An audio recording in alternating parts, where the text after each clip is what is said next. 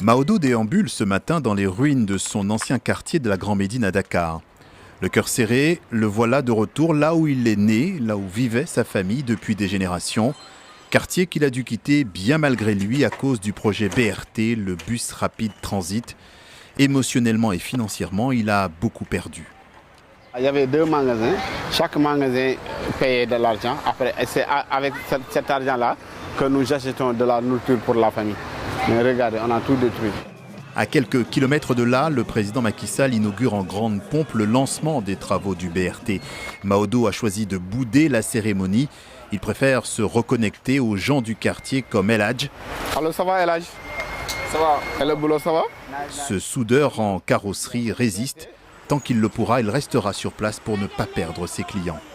6 heures par là-bas, il y a une personne qui me retrouvait parce que c'est 6 heures qu'on est. Depuis 19 ans, j'ai aucune place. J'ai aucune place ici. Et contrairement à Maodo, El Hadj n'aura pas droit aux 100 000 francs CFA par mètre carré alloués aux expropriés, car El Hadj, lui, travaillait sous un arbre. Au total, 72 familles ont été expropriées et relogées dans des zones provisoires. Maodo et sa famille se retrouvent à 25 km ici à Cité-Apix, loin de tout. Une condition de locataire à l'étroit qui ne lui convient pas. Ici, tu es limité parce que tu es dans une maison d'autrui. Donc il y a des limites, tu ne peux pas tout faire. Chaque fin de mois, on paye plus de 100 et quelques mille.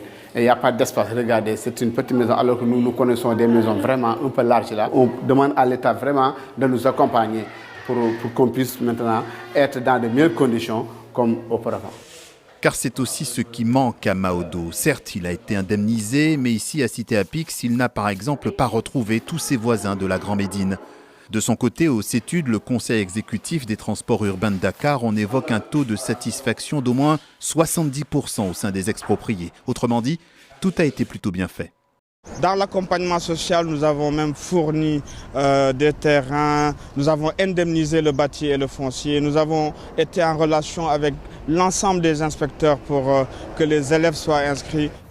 Maodo se rend, lui, de temps en temps sur la zone de son relogement définitif.